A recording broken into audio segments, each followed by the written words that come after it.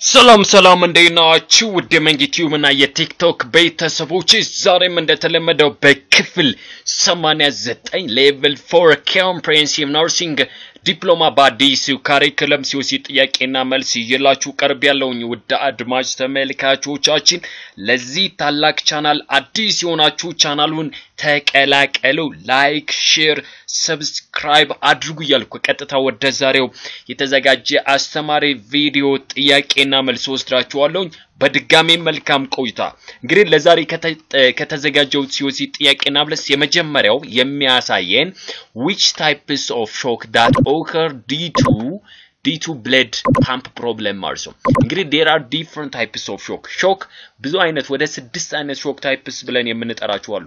obstructive type አለ anaphylactic አለ septic አለ neurogenic አለ cardiogenic አለ hypovolemic ሌሎች shock types አሉ በዋነኝነት ማለት ነው ለዚህ ከነዚህ shock types which types of shock that occur due to blood pump problem also blood pump problem ማለት ያ ማለት ደም በመርጨት ወይም ልባችን ደም በቀላሉ ባለ መርጨቷ ምክንያት የሚከሰት shock type ምን ይባላል ከተባለ እንግዲህ በዋነኝነት ማለት ወይም that occurred ነው the shock that occurred due to inadequate functioning of the heart ማለት inadequate functioning of the heart ማለት ልባችን በአግባቡ በበቂ ሁኔታ ስራውን መስራት ካልቻለች ልብ ስራው ምንድነው ደም መርጨት ነው የምትረጨው ምን አይነት ነው ኦክሲጅኔትድ የሆነ ብለድን ወደ ተላጁ ሴሎችና ቲሹዎች ኖሪሽ ማድረግ ነው ዋናው ስራዋ ማለት ነው ስለዚህ ያን የሚያደርግልን ደግሞ የልብ መስል የልብ ጡንቻ ማዮካርዲየም መስል ብለን የምንጠራው pumping out of blood from the heart ማለት ነው ስለዚህ blood pump problem የሚከሰት shock ምን ሊባል ይችላል inadequate functioning of the heart distributive cardiogenic anaphylactic hypovolemic ማለት blood loss አማካኝነት ነው anaphylactic ማለት በፖይዝኒንግ ምናምን ሊመጣ የሚችል ነው distributive ብለን የምንጠራው ደግሞ that occur due to extreme dilations of the blood vessel የደም ቧንቧ ከመጠን በላይ ዳይሌት በመሆን የሚመጣ ነው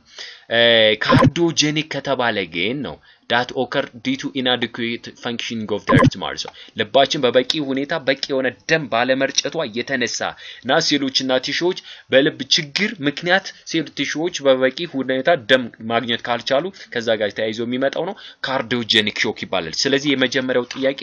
መልሳችን B ይሆናል ማለት ነው ሁለተኛ the best fluid used to resuscitate hypovolemic shock ነው ቀደም ላይ እንደተነጋገርነው hypovolemic hypo ማለት decrease ነው volemic ማለት amount ማለት ነው መጠን ማለት ነው hypovolemic shock ብለን የምንጠራው that occur due to inadequate or that occur due to excess blood fluid loss from the body ማለት ነው ከሰውነታችን ላይ ያለው excess የሆነ fluid excess የሆነ blood loss አማካኝነት የሚመጣ ከሆነ ያ hypovolemic የሚባለው ይመጣል ያ shock hypovolemic shock ነው የሚባለው ስለዚህ ለhypovolemic shock best fluid ምንድነው ኖርማል ሳላይን ነው ringer lactate ነው dextrose ነው sugar ነው እንግዲህ በዋነኝነት hypovolemic ስንል በጣም excess የሆነ ኤሌክትሮላይቶች loss ስለሚኖር excess የሆነ ኤሌክትሮላይቶችን ኮምባይን ያደረገ ወይም የያዘ ሶሉሽን መምረጥ ያስፈልጋል ከነዚህ ውስጥ ደግሞ ማንኛው የተመረጠው ringer lactate solution is the best fluid used to resuscitate hypovolemic shock because it combine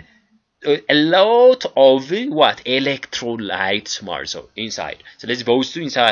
ኤሌክትሮላይት ብዙ የያዘ ስለሆነ ከዛ ጋር ተያይዞ ነው anyways the correct answer is what B ሆናል ማለት ነው ሌላው ሶስተኛው ጥያቄ የሚያሳየን ምንድነው በዋነኝነት ማለት ነው ወደ ሶስተኛው ጥያቄ በመናመራበት ሰዓት ላይ ሶስተኛው ጥያቄ ሚለን ነው the patient tells that he is very nervous and nauseated ማለት ነው በጣም የሚያበሳጨው የሚያናድረው ነገር እንዳለ ከዛ በተጨማሪ ደግሞ ናውዣ የማቅለሽለሽ ነገር ማዞር ነገርና የተለያዩ ትኩሳት ወይም እጅ አካባቢ ሊሆን ይችላል ዚህም ብርት አካባቢ ላይ ሊሆን ይችላል ደረት አካባቢ ላይ ሊሆን ይችላል የጨጓራ ህመም አይነት የልብ ማቃጠል እንደዚህ አይነት ምልክቶችን ነገረው ለነርሱ ማለት ነው so these types of data would be ነው እንግዲህ ነርሱ ይሰበስባል የሚሰበስበው ዳታ ምን አይነት ዳታ ነው የሚባለው ነው ኦብጀክቲቭ ዳታ ነው ወይ ቫሊዴሽን ነው ወይ ሳብጀክቲቭ ነው ወይ ሰከንዳሪ ነው ወይ ነው አሁን እየገደል እንዴ ሰከንዳሪ ዳታ ብለን የምንጠራው ከሌላ ሶርስ የምናገኘው ከሆነ ነው ከፔሸንቱ ከራሱ የምናገኘው ዳታ ራሱ ፔሸንቱ የሚነግረን ከሆነ ሰከንዳሪ ዳታ ሳይሆን primary data ነው so the patient's informations or the patient data is the primary data ነው ብለን የምንጠራው ያ ማለት patients are the primary source of information ብለን የምንጠራው primary source ነው ስለዚህ secondary data ብለን የምንጠራው ያ አይሆንም ማለት ነው validate ነው validate ልናረጋግጠው የምንችለው ምናምን ነገር የለም ማለት ነው ምክንያቱም no one make sure about his or her feeling ማለት ነው not observable measurable by others ማለት ነው it is symptom ነው ማለት ነው ስለዚህ objectiveም ሊሆን አይችልም ምክንያቱም objective ከሆነ observe እና measure መድረግ አለበት ይሄ ደግሞ measureም observe ማድረግ አንችልም ከዛ ጋር ተያይዞ subjective data is not measurable and observable the patient expresses his or her feeling by him or herself but no one make sure about his or her feeling በዛ ጋር ተያይዞ ነው so the correct answer is what C ይሆናል ማለት ነው C ይሆናል subjective data አራተኛው the most common causes of small bowel obstruction እንግዲህ small bowel obstruction ማለት ቀጭን አንጀት አካባቢ ላይ የሚከሰት ምንድነው የአንጀት መዘጋት ብለን የምንጠራው መታጠፍ ይያል የምንጠራው ነው ከዚህ ውስጥ ለስሞል bowel obstruction most common cause የሚባለው ምንድነው adhesion hernia cancer diverticulitis ብለን የምንጠራው ከዚህ ውስጥ እንግዲህ ምንድነው የሚባለው adhesion ነው ትክክለኛው a scar like tissue ነው that forms inside the abdomen ውስጥ እንደ ጠባሳ አይነት ቲሹ ፎርም ያደርጋል ማለት ነው ወይም internal organ ነው ያ መሆኑ አንድ scar like tissue መፈጠሩ ደን ነው the internal organs or tissue stick together ያ ኦርጋን ወይም ቲሹ በአንድ ላይ እንዲጣበቅ የማድረግ ተጣብቆ የምድረው ማለት ነው የመተላለፊያ ቱቦ እንዲዘጋ በመሆን obstruction እንዲከሰት የሚያደርግ ነው ስለዚህ adhesion commonly the most small bowel obstruction ላይ የሚከሰት ይሆናል ማለት ነው so the correct answer is A አምስተኛው a types of vaccine administered subcutaneously ማለት ነው ስለዚህ ቶሎ ብለ አሁን እዚህ ጋር subcutaneously administer የምናደርገው ምን አይነት ነው ከዚህ ውስጥ OPV ብለን የምንጠራው oral polio vaccine እንግዲህ PO ነው ይሄ የሚወሰደው PO ማለት በድሮፕ መልክ የሚሰጥ በአፍ ነው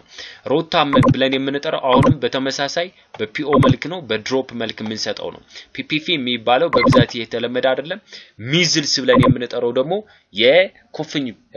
ክትባት ብለን የምንጠራው ማለት ነው ይሄ የኩፍኝ ሌፍት አፐር አርም ላይ ነው የሚሰጠውም ደግሞ subcutaneous ላይ ነው ያ ማለት ምን ላይ ነው ማለት ነው subcutaneous tissue 45 ዲግሪ አድርገን ኢንጀክት እናደርጋለን ስለዚህ subcutaneous ላይ አድሚኒስተር የምናደርገው ቫክሲን ሚዝል ቫክሲን ይሆናል ማለት ነው ሌፍት አፐር አርም ላይ ነው so the correct answer is A ስድስተኛውና የመጨረሻው ለክፍል 89 ይዤላችሁ የቀረብኩት የCOC level 4 ጥያቄና መልስ the natural methods of family planning methods ነው እንግዲህ the natural method of family planning ከፋሚሊ ፕላኒንግ ሜተዶች ናቹራል ሜተድ የሆነው ከዚህ ውስጥ ማንኛው ነው ኮንዶም ካሌንደር IUCD ፒልስ ይውላል ስለዚህ ኮንዶምም ሆነ IUCDም ሆነ ፒልስ ሆነ እነሱ በሙሉ ናቹራል ሳይሆን አርቲፊሻል ነው ያ ማለት ሰው ሰራሽ ናቸው ማለት ነው ካሌንደር ሜተድ የምንጠቀም ከሆነ these are ምንድነው ማለት ነው ናቹራል ሜተድስ ኦፍ ፋሚሊ ፕላኒንግ ቴክኒክስ ማለት ነው የፋሚሊ ፕላኒንግ ለምንድነው የሚያገለግለው ከተባለ to prevent unwanted pregnancy ያልተፈለገ እርግዝና ለመከላከልና ምንድነው ማለት ነው በርዝ ስፔሲንግ ለመስጠት የሚያገለግል ይሆናል so the correct answer is what B ብለን እንጠራለን ማለት ነው ውድ አድማጭ ተመልካቾቼ በክፍል 89 ይዤላችሁ የቀረብኩት የሌቭል 4 COC ጥያቄና መልስ ይሄን ይመስል ነበር ሌሎች የጤና መረጃዎች እንዲሰሩላችሁ የምትፈልጉ ካለ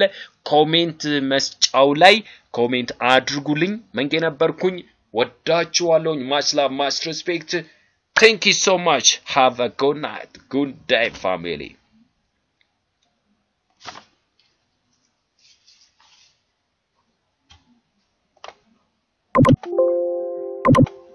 you